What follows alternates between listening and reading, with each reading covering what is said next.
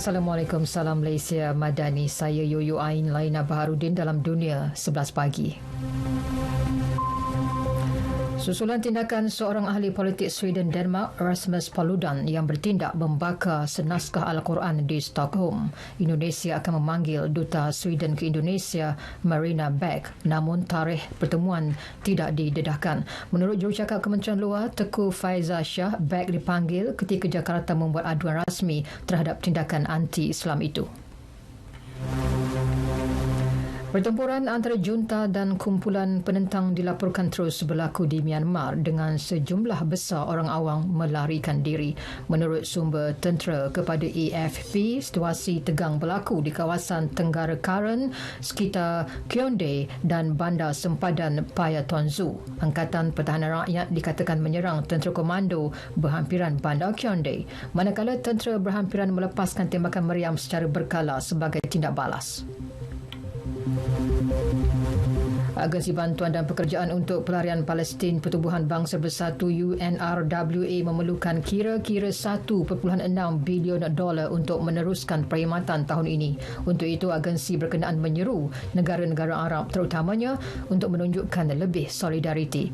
Menurut UNRWA, daripada jumlah tersebut, $848 juta diperlukan bagi menampung pendidikan 500,000 kanak-kanak perkhidmatan kesihatan termasuk bantuan makanan, selebihnya bagi operasi kecemasan. Pentadbiran Makanan dan Ubat-ubatan Amerika Syarikat FDA mencadangkan penggunaan kadar bahan logam berat iaitu plumbum dikurangkan dalam makanan bayi yang diproses. Ia boleh mengurangkan pendedahan kepada bahan cemar sebanyak 27%. Panduan draft baharu pengawal selia kesihatan terpakai kepada makanan berbungkus untuk bayi dan kanak-kanak bawah usia 2 tahun. Jika tidak dikawal, ia berisiko menyebabkan kerosakan otak serta masalah lain, terutamanya kepada anak kecil.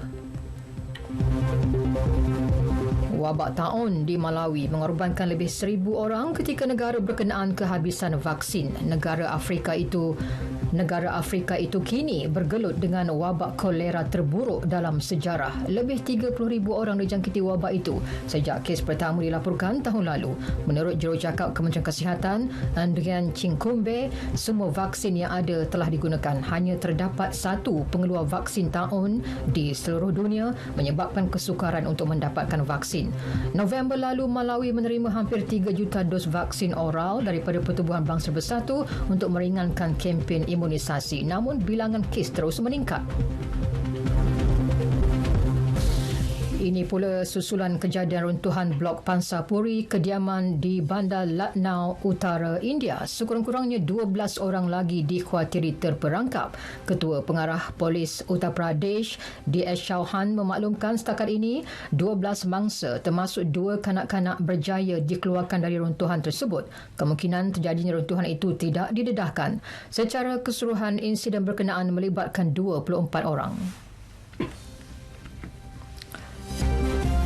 Sukan bola sepak, Kelab Liga Perdana Inggeris membelanjakan £440 juta dalam jendela perpindahan bulan ini, tertinggi sejak 2018. Menurut pakar keuangan sukan Deloitte, antara kelab yang aktif melakukan perbelanjaan kali ini ialah Chelsea. The Blues menghabiskan sekitar £180 juta dengan pembelian pemain Shakhtar Donetsk Mikhailo Mudryk dengan nilai £88.5 juta, selain membawa masuk David Fofana dari Molde, Bernard Bashile dari Monaco, Adrian Santos dari Vasco da Gama serta Noni Madueke dari PSV Eindhoven. Sementara Liverpool pula menandatangani pemain PSV Cody Gakpo dengan tawaran £44 juta. Beralih ke Serie A Itali, Lazio menang bergaya 4-0 ke atas AC Milan. Gol-gol dijaringkan oleh Sergej Milinkovic-Savic pada minit ke-4, Mattia Zaccagni minit ke-38, Luis Alberto minit ke-67 dan Felipe Anderson pada minit ke-75. Menamatkan pusingan pertama Liga, Lazio mengumpul 37 mata untuk berada di tangga ketiga, 1 mata di belakang Milan di tempat kedua. Manakala Napoli jauh meninggalkan 2 pencabarnya iaitu dengan 50 mata untuk memimpin Liga. Akhir sekali Bundesliga Jerman, gol penyamaan pada minit ke-90 pemain tengah Joshua Kimmich menyelamatkan Bayern Munich daripada kekalahan kedua musim ini untuk mengikat Cologne 1-1 di laman sendiri.